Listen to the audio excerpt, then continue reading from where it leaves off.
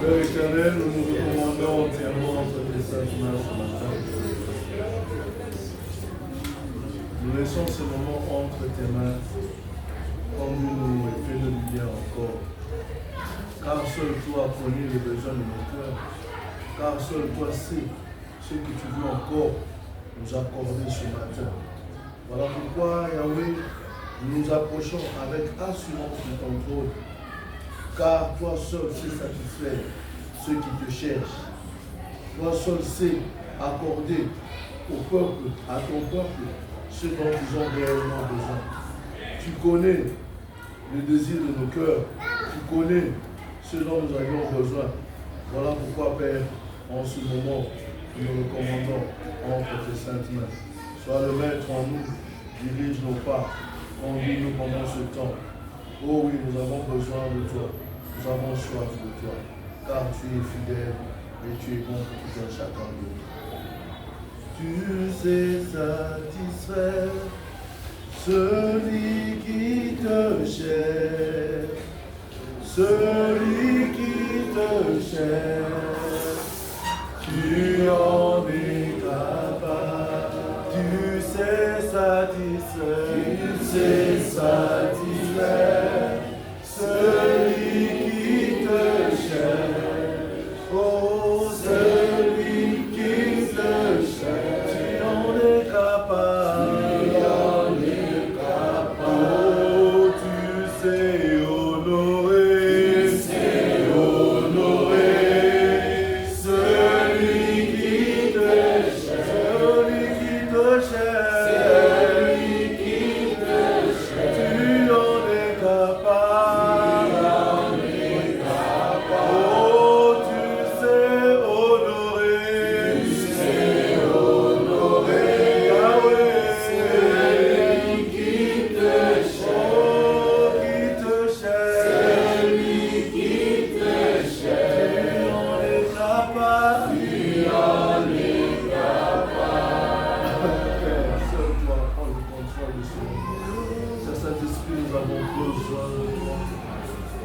Car nous sommes limités face à toi, ce Dieu illimité. Toi qui fais toutes choses bonnes en ton temps. Glorifie encore ton nom. Si en ton nom que nous t'avons ainsi prié et que nous sollicitons ton assistance au Saint-Esprit, au nom puissant de Jésus. Amen. Amen. Amen, amen. Amen. C'est une grande joie pour nous de nous retrouver encore ici. Et nous savons que c'est pas un hasard que Dieu permet que différentes personnes puissent défiler pour nous parler de sa part. Et moi, chaque fois quand je suis ici en ce lieu, je suis tellement béni que des fois quand on me demande à moi de venir intervenir, on m'anime. Toutes ces personnes qui passent ici nous font tellement du bien. Il plaise au Seigneur que nous puissions trouver sa part afin qu'on puisse annoncer ce qu'il a mis dans nos cœurs à son peuple. Et nous profitons de cette opportunité, la politesse oblige, de remercier le pasteur, de remercier le coordinateur de la dévotion matinale qui permet que l'on puisse participer ici et de bénir Dieu pour la présence de tout un chacun de nous comme nous venons ici. Puisque si vous ne venez pas, peut-être on sera seul en train de nous regarder. Mais pendant qu'on est là, ça nous fait aussi du bien de voir qu'il y a des gens qui sont là, qui viennent intercéder, qui viennent prier, qui viennent chercher la face de Dieu. On va prier ce matin et que Dieu nous fasse du bien. Et ce matin, j'aimerais nous entretenir tout autour d'un sujet que j'ai intitulé comme ceci: au commencement, Dieu. Amen. Amen. Au commencement, Dieu. Ecclésiaste 8. Si vous commencez au commencement, vous allez voir ce que la parole de Dieu nous dit, mais je prends à partir du 6e verset et au 8e verset. La parole de Dieu dit ceci: car il y a pour toute chose un temps et un jugement, quand le malheur accable l'homme. Mais il ne sait point ce qui arrivera. Amen. Et qui lui dira comment cela arrivera. Et qui lui dira comment cela arrivera? L'homme n'est pas maître de son souffle pour pouvoir le retenir. Il n'a aucune puissance sur le jour de la mort. Il n'a point de délivrance dans ce combat. Et la méchanceté ne saura sauver les méchants. Amen. Et je prends en emphase le verset 7 qui, français, la Bible nouvelle français courant, c'est ça la version, nous dit ceci: ne savez-vous pas ce qui va arriver? Qui nous dira comment les choses se passeront? Et parole de vie, le même verset 7 dit ceci: ils ne savent pas ce qui va arriver, ni à quel moment cela arrivera. Et nous allons prendre une autre lecture dans Luc 1, 34 à 35. La parole de Dieu dit ceci: Marie dit à l'ange, comment cela se fera-t-il, puisque je ne connais point d'homme? L'ange lui répondit, le Saint-Esprit viendra sur toi, et la puissance du Très-Haut te couvrira de son ombre. C'est pourquoi le Saint-Enfant qui naîtra de toi sera appelé Fils de Dieu. Qu'est-ce que nous voulons présenter ce matin? Qu'est-ce que Dieu veut nous dire ce matin? Souvent, nous nous posons tant de questions sur les situations qui se présentent au-devant de nous. Et souvent, nous nous disons comment est-ce que nous allons entreprendre pour atteindre les objectifs que le Seigneur a placés en nous. Souvent, nous jetons des regards inquiets sur l'avenir par rapport à ce que nos yeux voient. Ce que nos yeux voient, c'est la réalité. Mais ce n'est pas la vérité. La vérité, c'est la parole de Dieu. Amen. La réalité peut te donner des informations qui peuvent te faire passer outre de la vérité que Dieu a dite de toi. Amen. Amen.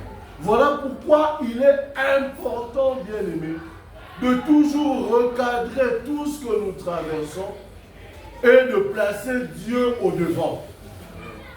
Voilà pourquoi j'ai dit qu'au commencement, Dieu.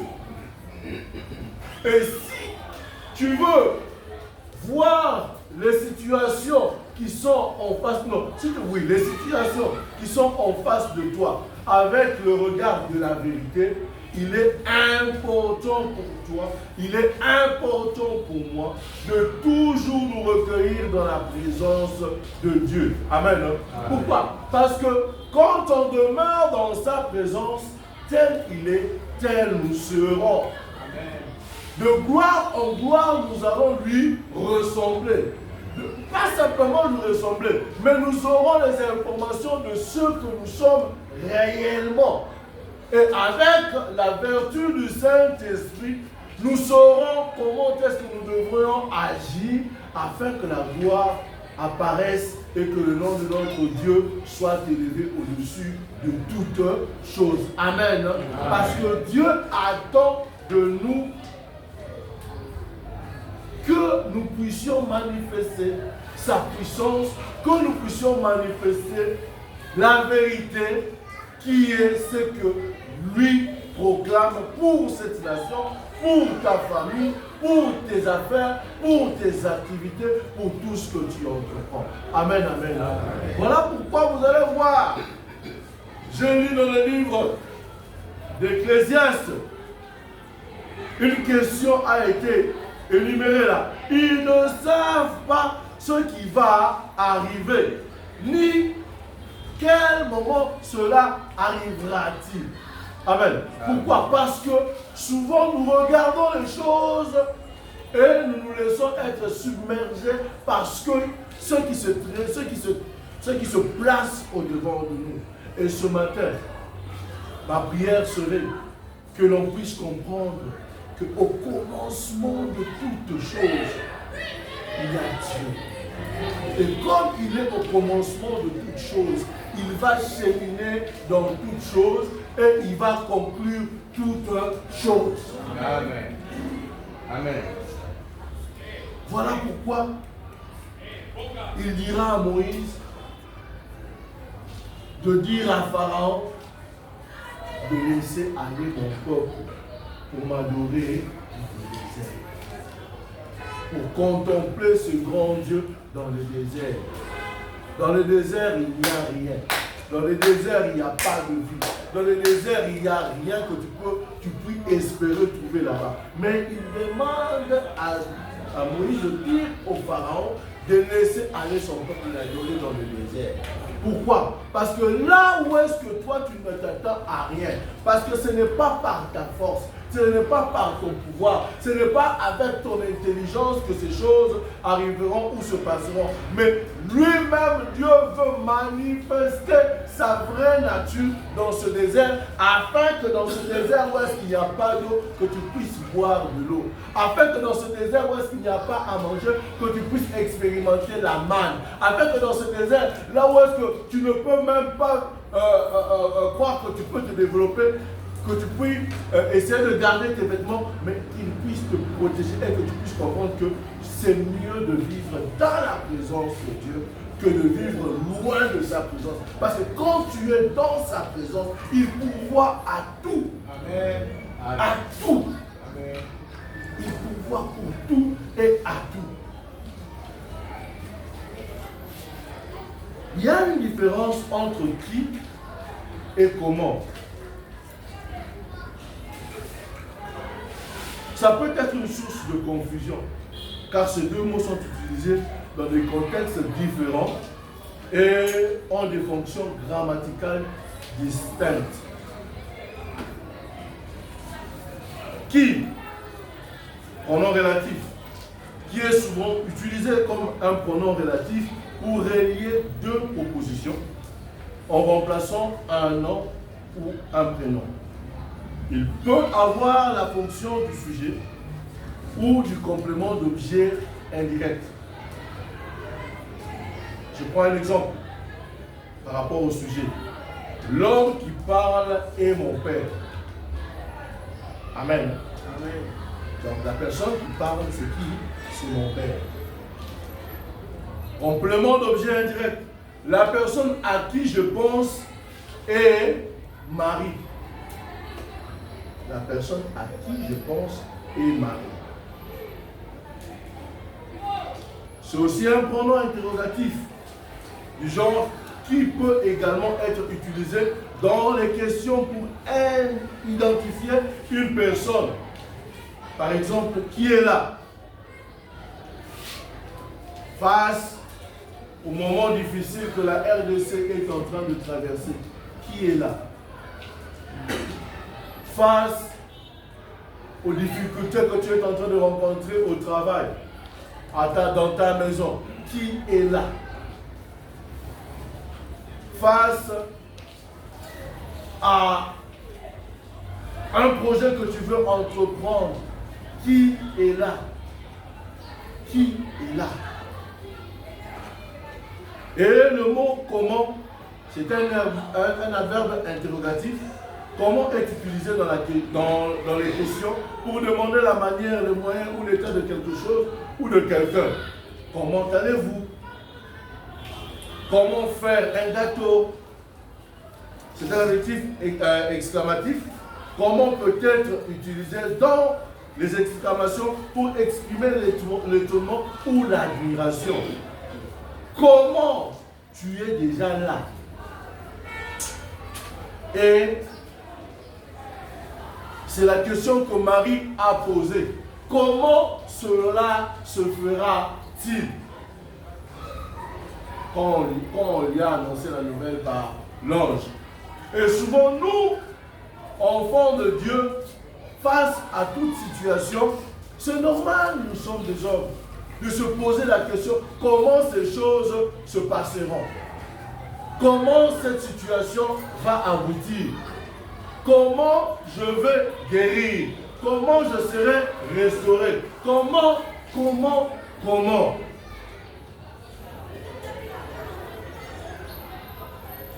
Qui est utilisé pour identifier une personne ou un être vivant et peut être sujet ou complément d'une phrase.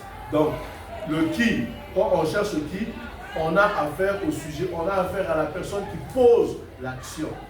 Comment est utilisé pour demander la manière, les moyens ou l'état de quelque chose ou quelqu'un et peut-être aussi être utilisé dans des exclamations.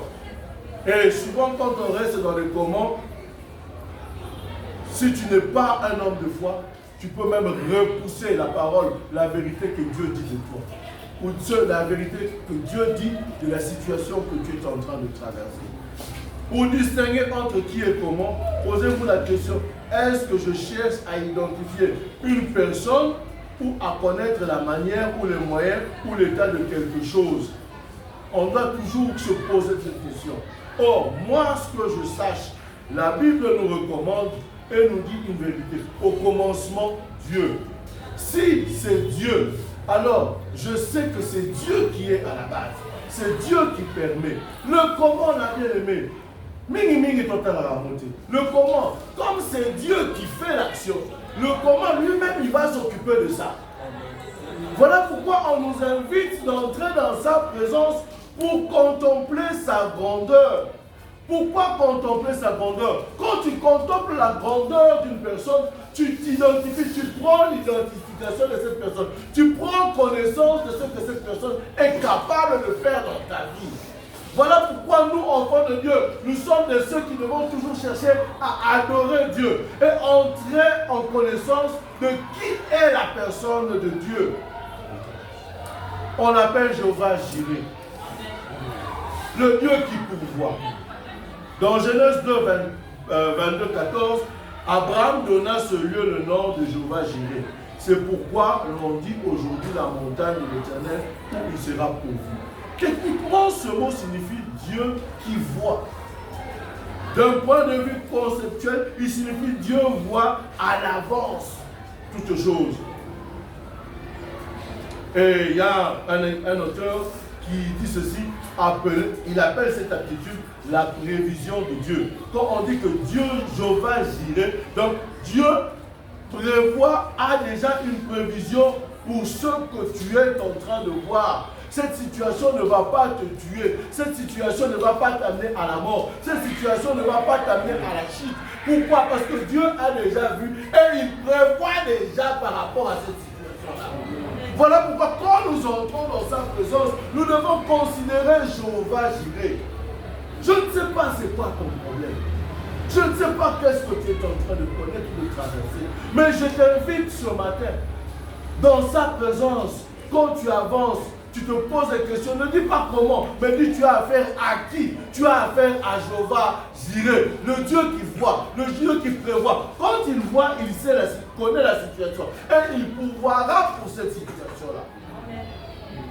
Pendant qu'Abraham ne voyait pas le bélier, Dieu avait déjà pourvu le bélier. Lui, il est monté avec le sacrifice qui était l'enfant. Il croyait que l'enfant était le sacrifice. Ça, c'est la réalité. Mais la vérité de Dieu était qu'une fois sur le lieu et que Dieu voit son obéissance, il avait déjà pourvu pour lui.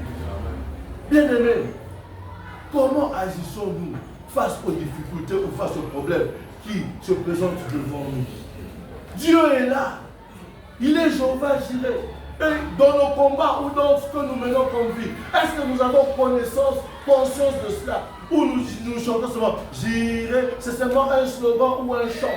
Non, bien aimé, quand on entre dans sa présence, expérimentons cette réalité de Jireh.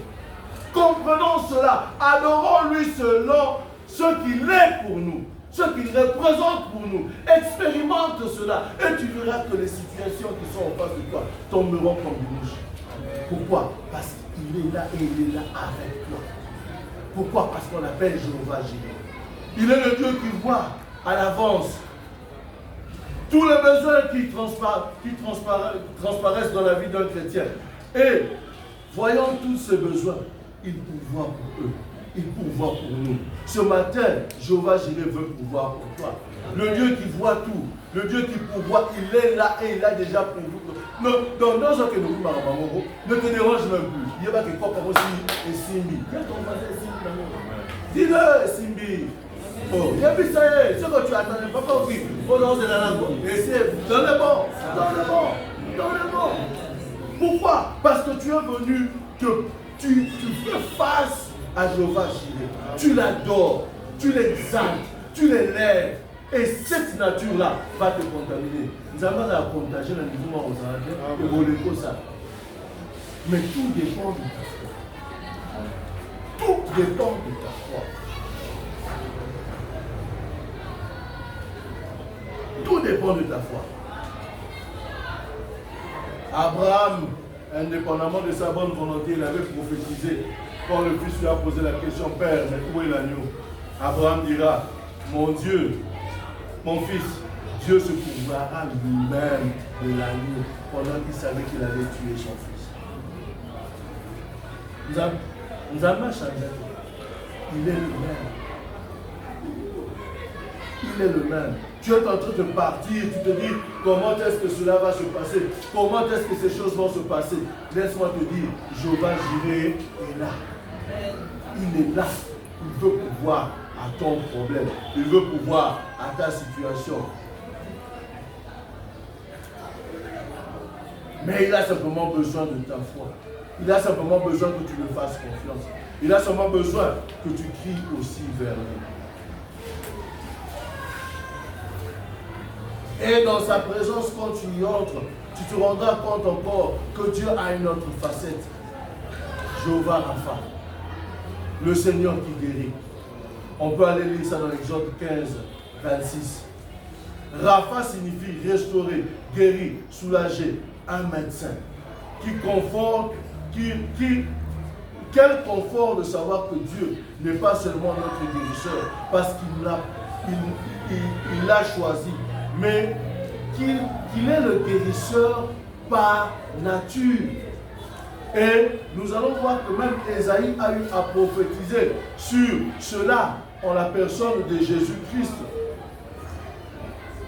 Car il a dit que celui qu'on méprisait, celui qu'on ignorait, la victime de la souffrance, de la douleur, nous l'avons méprisé, nous l'avons compté pour rien, comme quelqu'un qui n'ose pas regarder. Or, il supportait la maladie qu'il aurait dû nous atteindre. Il subissait la souffrance que nous méritions. Mais pensions que c'était Dieu qui le punissait, ainsi qu'il le frappait et l'humiliait. Ça c'est dans Ésaïe 53, ça c'est une autre version. La version que vous connaissez, c'est pendant ce sont nos souffrances qu'il a apportées. Mais j'ai aimé cette version parce que ça nous a un peu donné plusieurs éléments. Donc, cette nature-là de Rapha bien-aimé se retrouve dans la présence de Dieu. Quand tu viens adorer Dieu, tu élèves tes mains vers lui. Laisse-moi te dire que Dieu aussi a cette facette.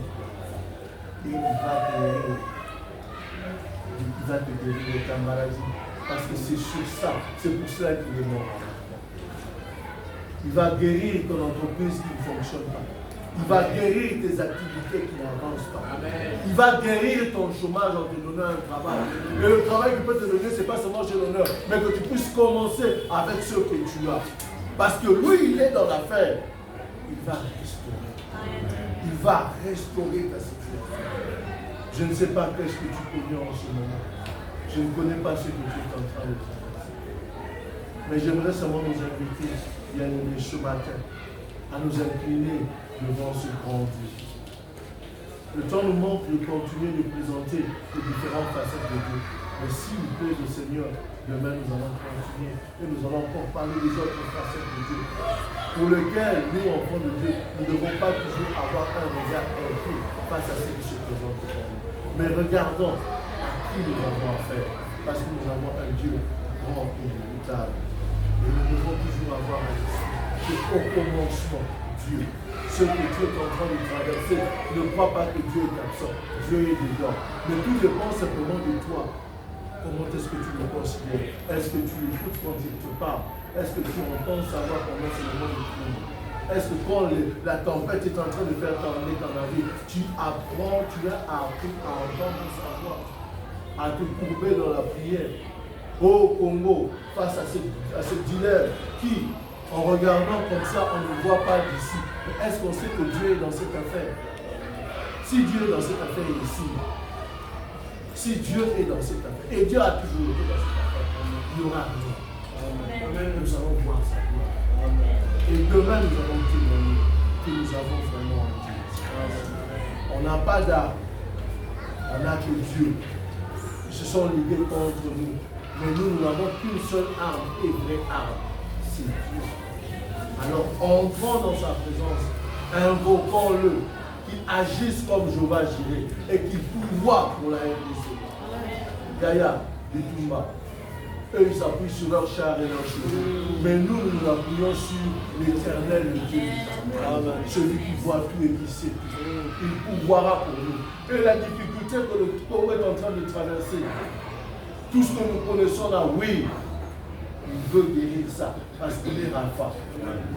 Il permet cette situation pour que nous puissions regarder et que nous puissions regarder vers lui. Parce que lui a la solution et la réponse est toute entre ses mains. Élevons donc nos voix de l'élever et prions pour chaque soir. Merci Seigneur. Merci